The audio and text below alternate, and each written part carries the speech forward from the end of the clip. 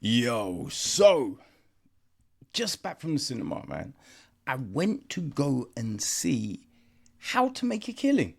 You know what I mean? This is the brand new film from John Patton Ford. It is produced by Graham Broadbent, Peter Chesmin, Adam Friedlander, Tebogu Mala, Uh, okay, it is co-produced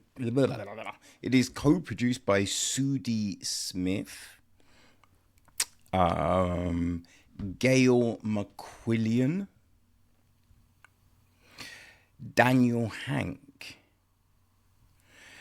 We've got executive production from Ron Halpern, Ben Knight, Anna Marsh, Daramood McKeown.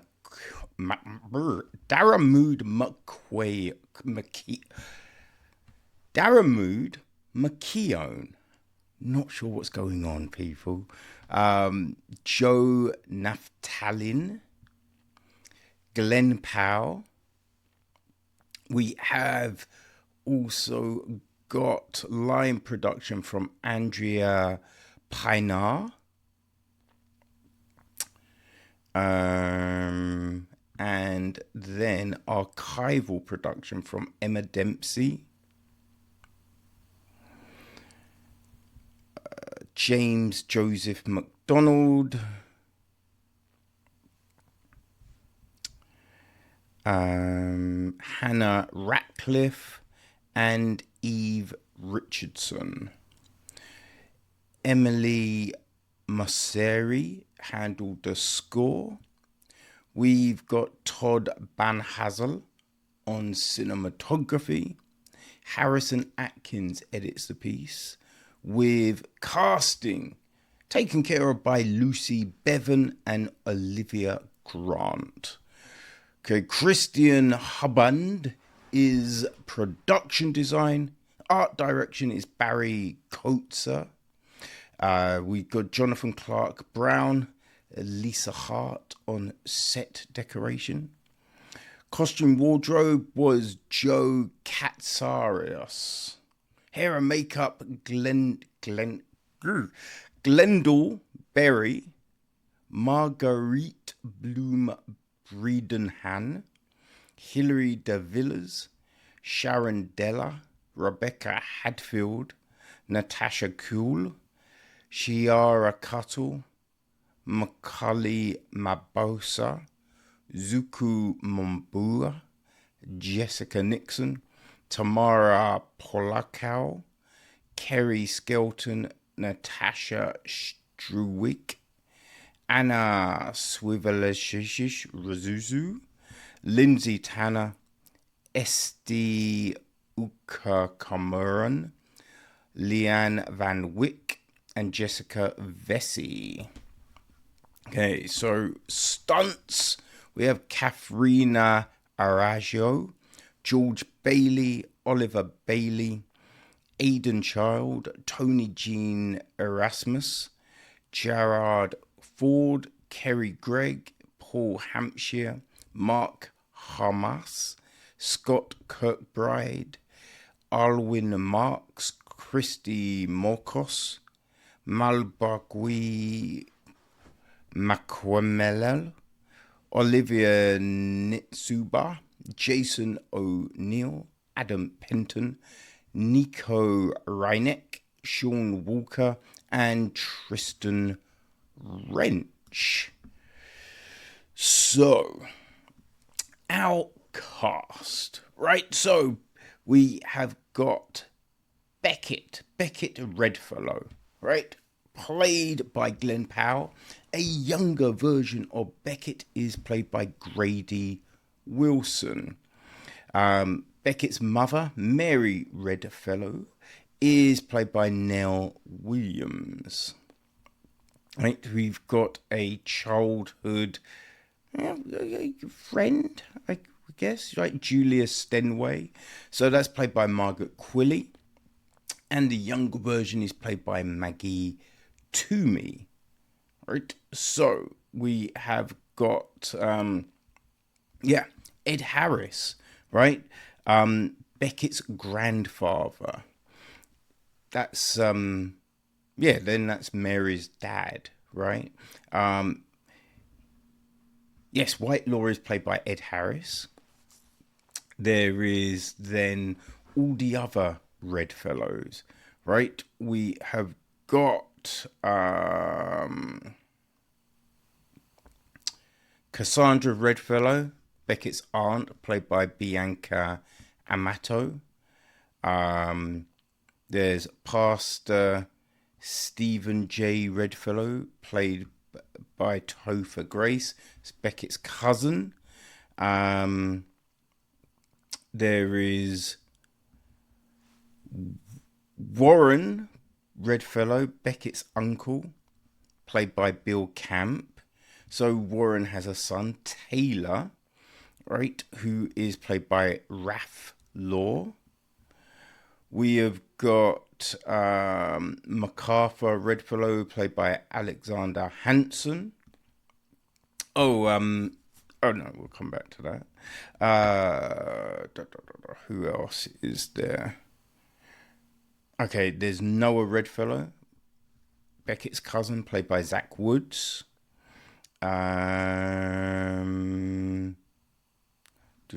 Noah's girlfriend, Ruth, played by Jessica Henwick. Right. There is Charles Whitelaw's butler, played by Sean Cameron Michael.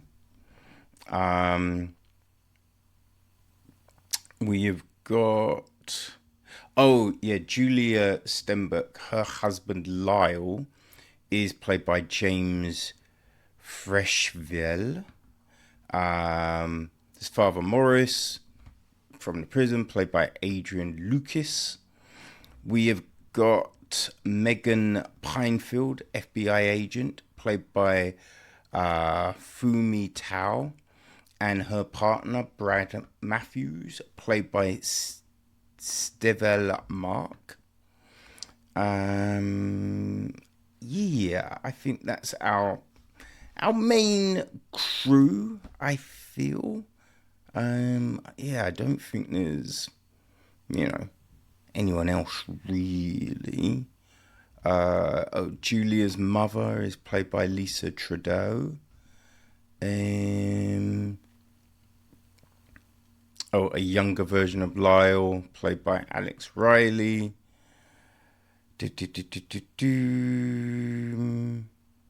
I'd say we've hit most people, right? So the gist of the story: disowned at birth by his obscenely wealthy family, a blue-collar Becket will stop at nothing to reclaim his inheritance, no matter how many relatives stand in his way. So, yes. Now, this is supposedly loosely based on, there's two things listed, right? Israel Rank, the autobiography of a killer by Roy Horniman.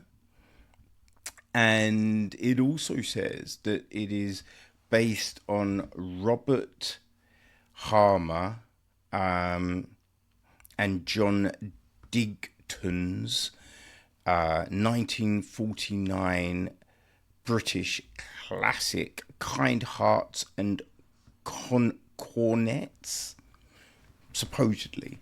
Well, loosely inspired, roughly. But when I was watching it, right, the thing that jumped to mind for me was How to Kill Your Family, right? A book by Bella Mackie, right?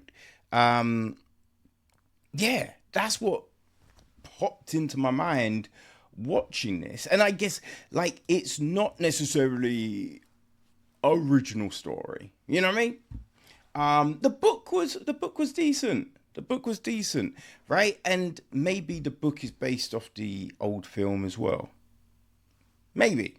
Because it basically exactly the same beats, right? The ending, everything was exactly the same, essentially. So, But, yeah, I had no clue about this, right? But it was just, I saw, a few new films out this week. And I was like, okay, boom, let's go check. So this was one.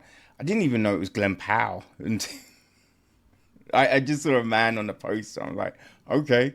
And it's interesting. I didn't know it's Glen Powell. Because Glen Powell is kind of, I'd say he's flavor of the month, right? He's big, popular, but there didn't seem to be a lot of hubbub about this film. After watching it, I can kind of surmise why, yeah. It's an odd film because when you look at the cast is good, right? We've got a lot of really good actors and actresses doing their thing. Glen Powell, Margaret Qualley, Jessica Henswick, Bill Camp, Topher Grace, Ed Harris. You know what I mean? Just them alone. But then all the other people too. It's a good cast. But it just feels bland, right? It felt, like there's just no character to the film. It's very bizarre. It just kind of baffled me, to be honest with you people, right? I think the film is just about an hour and 45 minutes. And it felt longer. It definitely felt I was in there for a lot longer than that. You know what I mean? Like, I'm waiting for it to pick up. Now, if you think about, because we recently looked at Crime 101 that dropped a couple of weeks back. That was a lot snappier. You know what I mean? That had a nice little pace to it. That was a better film. Like this is, we kind of start off with him telling his story to a priest. And, it's like how he's in jail, like, oh, how did this all happen? Now, because I'd read the book that supposedly has no attachment to the film, but it is the film, essentially, right? I know, what's going to happen. And even watching the film, even like you haven't read the book or, possibly seen the old film, I think you will know what's going to come, right? Nothing's a big surprise here. Nothing's a big surprise. But it's like he's relaying all of this information, right? How he met this person and then this person and, oh, this happened, blah, blah, blah. Now, in the book, right, the girl is, she's in a shitty situation, right? In this, he's got a job, right? You'd think to do all the things he's done, you'd have to be on the rocks. On the rocks? That's a drink, isn't it? Hard times, Skid Row, broke. Essentially, you know what I mean? You're basically homeless, right? You'd have to be so shitty, but he's working, right? It doesn't necessarily look like he's having a terrible life, right? Listen, he knows that his relatives are stinky rich, right? He knows his mum was screwed out of money because she had got pregnant young. Kind of a stupid move as well, right? Use protection, kids. But it's no worse off than a lot of other people, You know what I mean? It's no worse off. So you're kind of like, to do, you know what I mean, get to the point where you're gonna kill people and all of this, you would go, okay, you've got to be up against the wall, right? You would think you would have to be in dire straits. He's not. He's just not. So you're like, okay, huh? And then everything's just a bit too easy. Bit too easy, and you're just like, for someone that's never done any of this kind of thing, and like, would it really be like, you'd think there'd be nerves or something, you know? But we then have got these two women throwing themselves at him, and you're kind of like, why? Now, one of them is kind of explained, but still not really, I guess. You get to a point where you're still like, huh, okay. But yeah, you're just, it's a little baffling, especially the second situation, the way that comes, right? You're like, okay, but why though? You know what I mean? It is bonkers. It is kind of bonkers. And even when you think about where he gets to, what's the need now? What's the driving force for it all? Even the kind of ultimatum situation he gets into towards the end of the film, you're just like, okay, there's no need to go, right? And forgetting the day, that seems kind of, because again, he's happy. So you're just like, I don't know, if you're happy, are you forgetting the day? Right? Like, the film doesn't create enough of a scenario where you can see Becket starting anything off, continuing shit, and then like jeopardizing everything. Like, there's not enough. I'd say there's nothing here other than words, right? There is nothing where you can go, okay, yeah, I can see why, right? I can see why. Like in Crime 101, you could see why Halle Berry was thinking about, right? Even though some of the things like the age comment and all of that was just a bit like, yeah, you know. But you could see how her character was then put into a situation where it's just like they've given everything to their job and they're getting screwed over. Right? So you can be like, yeah, I mean, that's going to push someone, obviously. But here, nada, nothing. So it's just, like the acting is okay, right? Like it's not phenomenal, it's not terrible, it's okay, right? But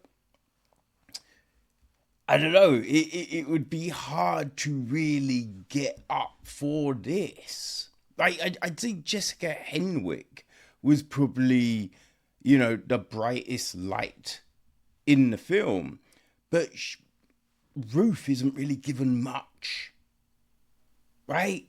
Ruth ain't given much at all to play with in this film. So, when there isn't, a lot of room for the cast to really stretch themselves, this is what you get, right? Perfunctory performances, but nothing else, right? You know, like the cinematography's okay. Everything's fine. It's just the script is so lukewarm. It's, you know, nothing. You ain't going to dissolve instant coffee in this water. It's not hot enough, people. You know what I mean? I don't even know what they were thinking with this film. It is just, it wasn't for me.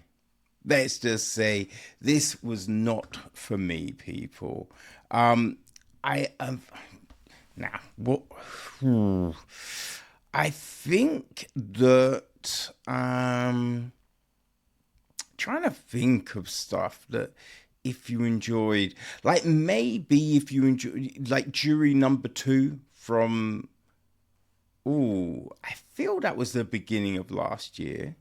I might be wrong, but maybe Jury Number 2, if that was your kind of thing, possibly, right? I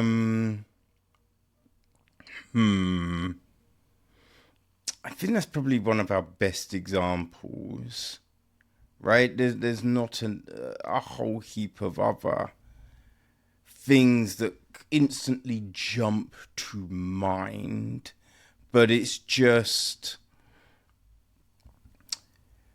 we've had so many things that playing with that kind of, like, if you just think of Send Help, right? Like Crime 101, Send Help, good films, right? Especially Send Help.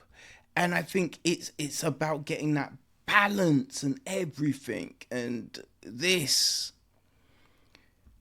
there's just no balance, right? It just felt like Train Dreams. You know, that one was a very flat. This was like that, very, very flat, people. You know what I mean? Very flat, which is, I mean, such a shame, right? Such a shame. But what can you do? You know what I mean? What can you do? But yes, if you enjoyed, oh my God, mine just blank. The film I referenced as the bad film. If that's your thing, then maybe you want to check this out. But it's not hype out. It's not Glen Powell's best thing. Like, you think about Hitman. Was it Hitman or The Hitman? Right? Came out. It was last year. Right? It's on Netflix. That was very good. I enjoyed the heck out of that one. That was Glen Powell doing his thing. Top Gun Maverick, Glen Powell doing his thing. Like, this isn't anywhere near those films. But I guess if you're a fan of Glen Powell, if you're a fan of, you know, films that are trying to be smart and just aren't, then yes, How to Make a Killing could well be for you. I think it's already been out in the States, right? It might still be lingering around in some places, but yeah, people, How to Make a Killing.